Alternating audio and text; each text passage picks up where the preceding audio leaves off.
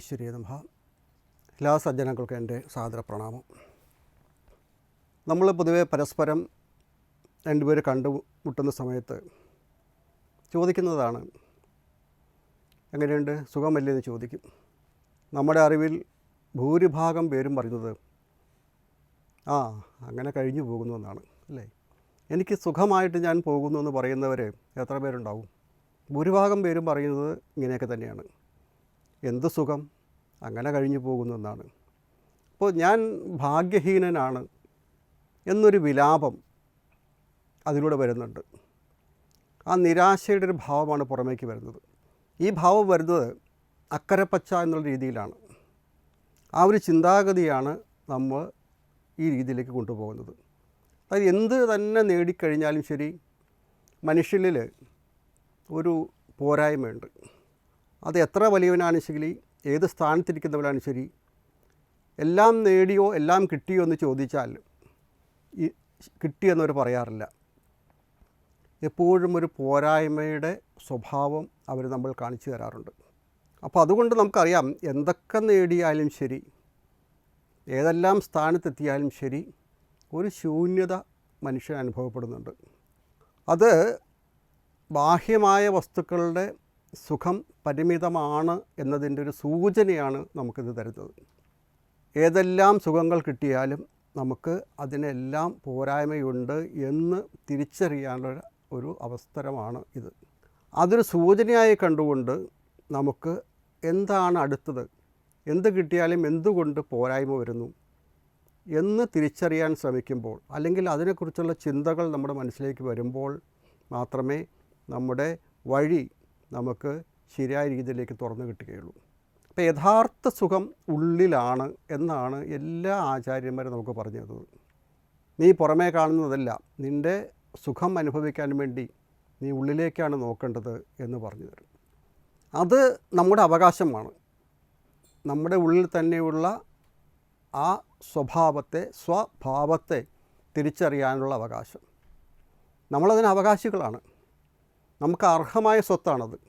നമുക്ക് അർഹമായ സ്വത്ത് വേണ്ടെന്ന് വച്ചിട്ടാണ് നമ്മൾ പുറമേ മറ്റുള്ളവരുടെ സ്വത്തിന് വേണ്ടി ശ്രമിക്കുന്നത് എന്ന് പറയുന്നത് പോലെയാണ് നാം ഈ സ്വഭാവത്തെ തിരിച്ചറിയാൻ ശ്രമിക്കാതെ മറ്റുള്ള ബാഹ്യമായ സുഖങ്ങളെയെല്ലാം നേടാൻ വേണ്ടി നമ്മൾ ശ്രമിക്കുന്നത്.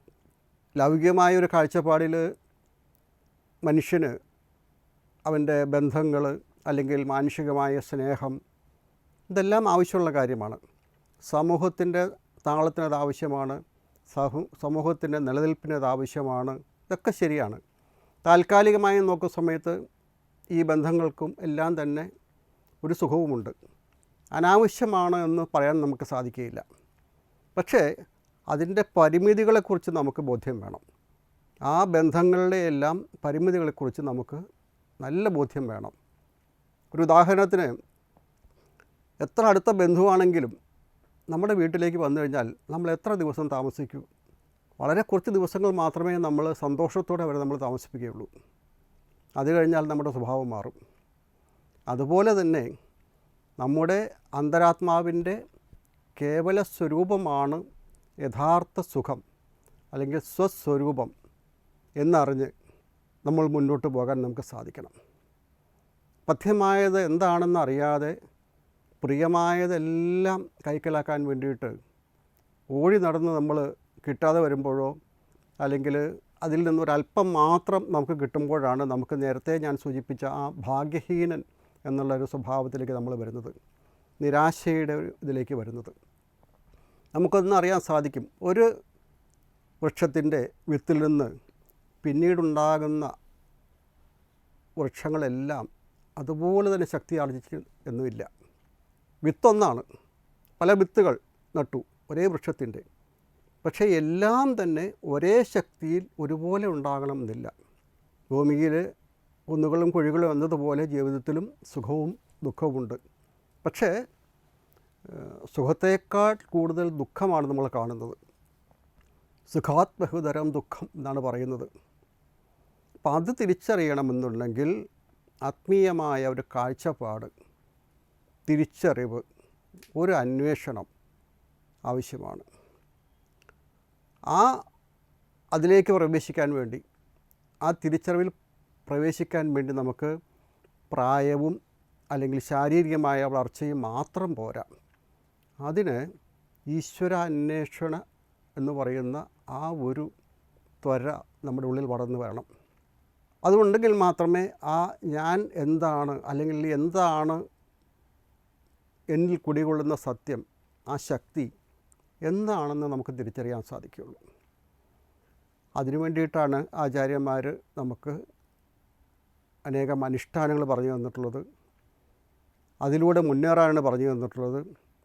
അത്തരത്തിൽ പ്രാർത്ഥനയിലൂടെയും അനുഷ്ഠാനങ്ങളിലൂടെയും ഈശ്വര ആരാധനയിലൂടെയും എല്ലാം നമുക്ക് മുന്നോട്ട് പോകാൻ സാധിക്കണം. ഭക്തി എന്ന് പറയുന്നതോ അല്ലെങ്കിൽ വിശ്വാസം എന്ന് പറയുന്നതോ നമ്മൾ ഈ വിശേഷ ദിവസങ്ങളിലെടുത്ത് അണിയുന്നൊരു ആഭരണം പോലെയല്ല. ഏതെങ്കിലും ഒരു ദിവസം ഈശ്വരനെ വിചാരിക്കാം, ചൊവ്വാഴ്ച ദിവസം അല്ലെങ്കിൽ വെള്ളിയാഴ്ച ദിവസം ഈശ്വരനെ വിചാരിക്കാം എന്ന് നമ്മൾ വിചാരിച്ചിട്ട് എല്ലാം നമുക്ക് കിട്ടണമെന്ന് കരുതിയാലോ? അപ്പോൾ എല്ലാ ദിവസവും ഈശ്വര ചിന്തയ്ക്ക് ശുഭദിനമാണ് എന്ന് നമുക്ക് ചിന്തിക്കാൻ സാധിക്കണം. ജപധ്യാനങ്ങൾക്കൊരു നിയന്ത്രണവുമില്ല, ഓരോ തിഥിയും മംഗളകരമാണ്. ഈശ്വരനെ മറന്നവനെ അമംഗള ദിവസം ബാധിക്കുന്നുള്ളൂ എന്നാണ് തുളസീദാസൻ പറയുന്നത്. അപ്പോൾ എല്ലാ ദിവസവും തന്നെ മംഗള ദിവസമാണ് ഈശ്വരനെ ചിന്തിക്കാൻ വേണ്ടി. ആ വഴിക്ക് മുന്നോട്ട് പോയി മനഃശാന്തി നേടാനുള്ള വഴിയാണ് നമ്മൾ ശ്രമിക്കേണ്ടത്. ആചാര്യന്മാർ നമുക്ക് കാണിച്ചു തരുന്നത് ആ മാർഗത്തിലൂടെയാണ്. ആ സമാധാനത്തിൻ്റെ വഴി, ശാന്തിയുടെ വഴി എല്ലാം നേടിയെടുക്കാൻ തീർച്ചയായിട്ടും നമ്മുടെ ഉള്ളിലേക്ക് തിരിയേണ്ടത് ആവശ്യമുണ്ട്. ആ ഉള്ളിലേക്ക് തിരിയണമെന്നുണ്ടെങ്കിൽ ഈ ബാഹ്യമായി കാണുന്ന കാര്യങ്ങളിൽ നിന്ന് നമുക്ക് കുറച്ചൊരു വിടുതൽ ആവശ്യമാണ്. നമ്മുടെ മനസ്സിൽ വരുന്ന ആ നിഷേധ ചിന്തകളെ നമുക്ക് മാറ്റിവെക്കാൻ സാധിക്കണം. ഞാൻ ഭാഗ്യഹീനനാണ് എന്നുള്ള ചിന്തകൾ മാറ്റിവെക്കാൻ സാധിക്കണം. ഞാൻ ഈശ്വരൻ്റേതാണെന്നുള്ള ചിന്ത നമുക്ക് മുന്നോട്ട് കൊണ്ടുവരാൻ സാധിക്കണം. അങ്ങനെ കൊണ്ടുവന്നുകൊണ്ട് നമുക്ക് ആ വഴിയിലേക്ക് പോകാൻ സാധിക്കണം. അതിന് എല്ലാവർക്കും കഴിയട്ടെ എന്ന് പ്രാർത്ഥിക്കുന്നു. നമ്മുടെ ലോകത്തിൽ മനുഷ്യൻ്റെ ബുദ്ധി ധാരാളം വികസിച്ചിട്ടുണ്ട്, പലതരത്തിലുള്ള നേട്ടങ്ങളുണ്ടായിട്ടുണ്ട്, ഒരുപാട് വികസനങ്ങൾ, ധാരാളം കണ്ടുപിടുത്തങ്ങൾ, വലിയ ഒരു ടെക്നോളജി ആയിക്കഴിഞ്ഞിരുന്നു. അതിൽ അഭിമാനം കൊള്ളുന്നവരുണ്ട്, വലിയ വീമ്പ് പറയുന്നവരുണ്ട്, ഇതൊക്കെ നമുക്ക് കാണാൻ സാധിക്കും. പക്ഷേ നമ്മളെ മാത്രം നിയന്ത്രിക്കാൻ സാധിക്കുന്നില്ല. കണ്ണിനെ നിയന്ത്രിക്കാൻ സാധിക്കുന്നില്ല, നാവിനെ നിയന്ത്രിക്കാൻ സാധിക്കുന്നില്ല, അവൻ്റെ ഉള്ളിലുള്ള ദേഷ്യത്തെ ഒട്ടും തന്നെ നിയന്ത്രിക്കാൻ സാധിക്കുന്നില്ല. ഈ ടെക്നോളജി പഠിച്ചിട്ടില്ല. ഈ ടെക്നോളജിയുടെ പേരാണ് ആധ്യാത്മികത എന്ന്. ഈ ആധ്യാത്മിക ശാസ്ത്രജ്ഞന്മാരെയാണ് നാം ഋഷികൾ എന്ന് വിളിക്കുന്നത്. അപ്പോൾ നമ്മൾ വണ്ടി ഓടിക്കാൻ പഠിക്കുന്നുണ്ട്. ഈ വണ്ടി ഓടിക്കാൻ പഠിക്കുന്ന സമയത്ത് കുറേ നിയമങ്ങളുണ്ട്. ഇനി പഠിച്ചിൽ കഴിഞ്ഞാലും അത് റോഡിലേക്ക് ഇറങ്ങുന്നുണ്ടെങ്കിൽ അതീവ ശ്രദ്ധ ആവശ്യമാണ്. അല്ലെങ്കിൽ മറ്റുള്ളവരുടെ ജീവനും പോകും, കേസുമാകും. അതുപോലെ നമ്മുടെ കൈ, കാല്, കണ്ണ്, ചെവി ഇതുപോലുള്ള ഉപകരണങ്ങളും നമുക്ക് ഉപയോഗിക്കാൻ പഠിക്കേണ്ട ആവശ്യമുണ്ട്. കുറച്ച് സമയം വണ്ടി ഓടിക്കുമ്പോൾ പോലും ഇത്ര ശ്രദ്ധ ആവശ്യമുണ്ടെങ്കിൽ ഒരു മനുഷ്യൻ്റെ ജീവിതമെന്ന് പറയുന്ന വണ്ടി അനേകം വർഷങ്ങൾ ഓടിക്കാൻ എത്രത്തോളം ശ്രദ്ധ ആവശ്യമാണ് എന്ന് നമ്മളൊന്ന് ചിന്തിക്കേണ്ടതുണ്ട്. വണ്ടിക്കാണെങ്കിൽ അതിന് ടയർ മാറ്റണം, ഓയിൽ മാറ്റണം, അതിൻ്റെ ബ്രേക്ക് നമ്മൾ ചെക്ക് ചെയ്യണം, വൈപ്പർ സമയത്ത് നമ്മൾ നോക്കണം, വണ്ടി വൃത്തിയാക്കി വയ്ക്കണം. വേണ്ടാത്തത് എന്തൊക്കെയുണ്ടോ അതെല്ലാം കളഞ്ഞിട്ട് നമ്മൾ പുതിയത് ഇടണം. ഒരു വാഹനത്തിൽ നമ്മൾ പണം കൊടുത്ത് വാങ്ങിക്കുന്ന, ലക്ഷക്കണക്കിന് രൂപ കൊടുത്ത് വാങ്ങിക്കുന്ന വാഹനത്തിൽ ചെയ്യേണ്ട കാര്യങ്ങളാണ്. ഇനി നാം നമ്മളെ തന്നെ ശ്രദ്ധിച്ച് നോക്കിയാൽ എന്തെല്ലാം ചെയ്യേണ്ടതുണ്ട് നമുക്ക് അറിയാൻ സാധിക്കും. ഒരു മനുഷ്യനെ സംബന്ധിച്ചോളം അവൻ അറിഞ്ഞോ അറിയാതെയോ ചെറുതും വലുതുമായിട്ടുള്ള കുറേ തെറ്റുകളൊക്കെ ചെയ്യുന്നുണ്ടാവും. എങ്കിലും നമ്മുടെ കണ്ണ് പലപ്പോഴും തെറിയുന്നത് അവൻ ചെയ്തത് ശരിയായില്ല, അവൻ പറഞ്ഞത് ശരിയായില്ല എന്നുള്ളതാണ്. ഒരു പഴുത് നോക്കിയിരിക്കുകയാണ് നമ്മൾ മറ്റുള്ളവരിൽ എന്തെങ്കിലും കുറ്റം കാണാൻ വേണ്ടി. ചിലർക്ക് അതൊരു വിനോദവുമാണ്. എന്തെങ്കിലും മറ്റുള്ളവരുടെ കുറ്റം കണ്ടുകൊണ്ടിരിക്കുക. ഞാൻ ഒരാളെക്കുറിച്ച് കേട്ടിട്ടുണ്ട്. അയാൾ നാട്ടിലെ ചെറുപ്പക്കാരെല്ലാം കാണുമ്പോൾ ചോദിക്കും, ജോലിയൊന്നും ആയില്ലേ എന്ന് ചോദിക്കും. അപ്പോൾ അവരൊന്നും ആയില്ല എന്നൊക്കെ പറയും, അല്ലെങ്കിൽ ആയി എന്ന് പറയും. അപ്പോൾ 1-2 പ്രാവശ്യം ചോദിക്കുന്ന സമയത്തു പിന്നെ ഒരു തവണ പറഞ്ഞു ജോലി കിട്ടി എന്ന് പറഞ്ഞു. അപ്പോൾ ഇയാൾക്ക് എന്തെങ്കിലും കുറ്റപ്പെടുന്നുണ്ട്. അയാൾ പറയാണ്, അപ്പോൾ ശമ്പളമൊക്കെ വളരെ കുറവായിരിക്കുമല്ലേ എന്ന്. അപ്പോൾ എന്തെങ്കിലും ഒരു കുറ്റം കാണാൻ വേണ്ടി ശ്രമിക്കുന്ന മനുഷ്യൻ്റെ ഒരു സ്വഭാവം. അപ്പോൾ നമ്മുടെ ഉള്ളിൽ തന്നെ തിരുത്തേണ്ടതായിട്ടുള്ള ഒരുപാട് കാര്യങ്ങളുണ്ട് എന്നാണ് നമ്മൾ ചിന്തിക്കേണ്ടത്. ഒട്ടും ആരെയും വിമർശിക്കരുത് എന്ന് പറയാൻ സാധിക്കുകയില്ല.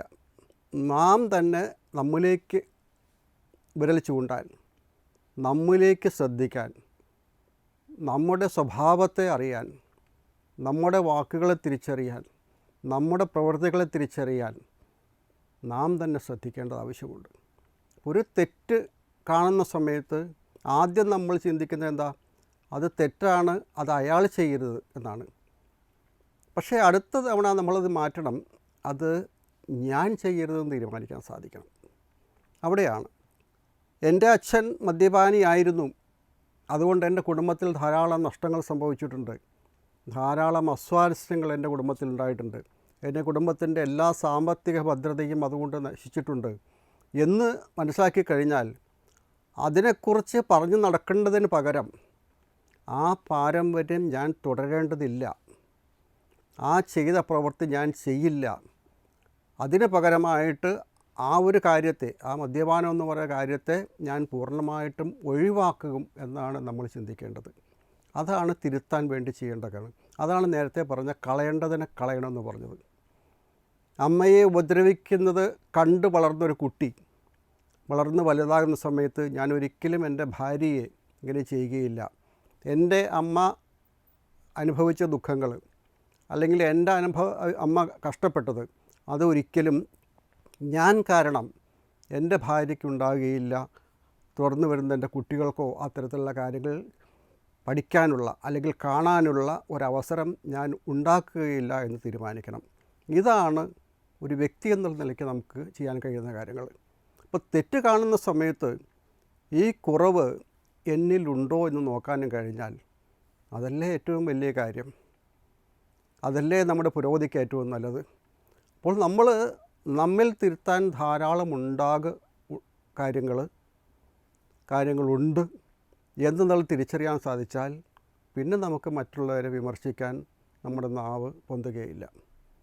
അതുകൊണ്ട് നമ്മൾ പഠിക്കേണ്ടതായിട്ടുള്ള കുറേ മൂല്യങ്ങളുണ്ട്, തിരിച്ചറിയേണ്ടതായിട്ടുള്ള കുറേ കാര്യങ്ങളുണ്ട്.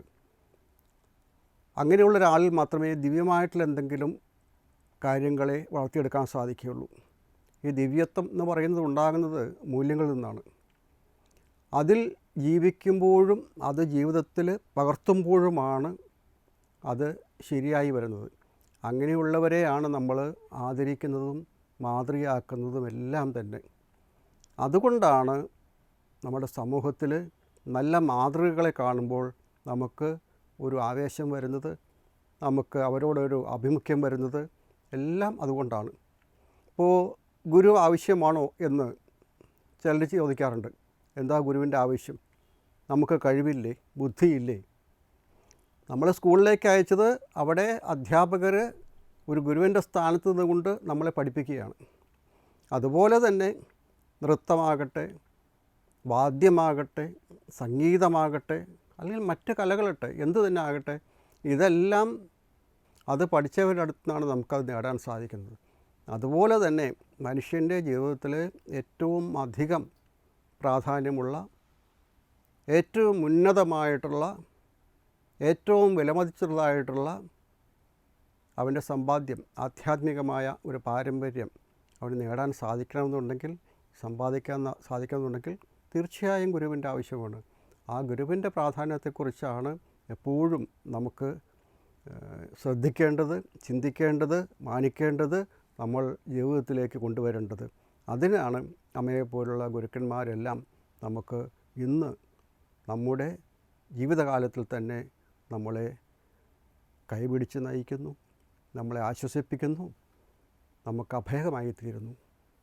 അത് നമുക്ക് അനുഭവിക്കാനുള്ള ഭാഗ്യം കിട്ടിയതിൽ നമ്മളും തീർച്ചയായിട്ടും അങ്ങേയറ്റം സന്തോഷിക്കുക. അത് നമ്മൾ ജീവിതത്തിലേക്ക് കൊണ്ടുവരാൻ ശ്രമിക്കുക. നമ്മുടെ സംസ്കൃത ശ്ലോകങ്ങളിലൊക്കെ ധാരാളം നല്ല ഉപദേശങ്ങൾ അടങ്ങിയിട്ടുള്ള വരികൾ കാണാൻ സാധിക്കും. അതിലൊരെണ്ണം നമ്മൾ നോക്കിയാൽ, ത്യജ ദുർജന സംസർഗം ഭജ സാധു സമാഗമം കുരു പുണ്യ മഹോരാത്രം സ്മര നിത്യം അനിത്യതാം. ഇതിനെ ഒന്ന് നമ്മൾ വിശകലനം ചെയ്താൽ, ത്യജ ദുർജന സംസർഗം, അതായത് ദുർജനങ്ങളുമായിട്ടുള്ള സംസർഗം ഉപേക്ഷിക്കണം. ഇതിപ്പോൾ പ്രത്യേകിച്ച് ആരും പറയേണ്ട ആവശ്യമില്ല, നമുക്ക് എല്ലാവർക്കും അറിയുന്ന കാര്യമാണ്. പക്ഷേ സാധിക്കുമോ എന്നുള്ള കാര്യമാണ് പ്രധാനം. ദുർജനങ്ങളുമായി എന്ന് പറയുമ്പോൾ നമുക്ക് നേർവഴി കാണിക്കാൻ സാധിക്കാത്ത ആളുകളുമായിട്ടുള്ള സംസർഗം നമുക്കെപ്പോഴും ഏതെങ്കിലും തരത്തിലുള്ള അപകടങ്ങൾ വരുത്തി വയ്ക്കും. അത് ഏത് തരത്തിലാണെങ്കിലും ശരി. അമ്മ എപ്പോഴും പറയാറുണ്ട്, ഒരു സിഗരറ്റ് കൂട്ടുകാരൻ തന്നിട്ട് ഒരെണ്ണം നീ വലിച്ചു നോക്ക് എന്ന് പറയും. അത് ഒന്നല്ലേ എന്ന് നമ്മൾ കരുതുമ്പോൾ ആ ഒന്നെന്നുള്ളത് പിന്നീട് കൂടി നമ്മുടെ ജീവിതത്തിൻ്റെ ഒരു ഭാഗമായി തീരുന്നത് നാം ആ സമയത്ത് ചിന്തിക്കുന്നുണ്ടാവില്ല. മദ്യപാനത്തിൻ്റെ കാര്യത്തിലാണെങ്കിൽ അങ്ങനെ തന്നെയാണ്.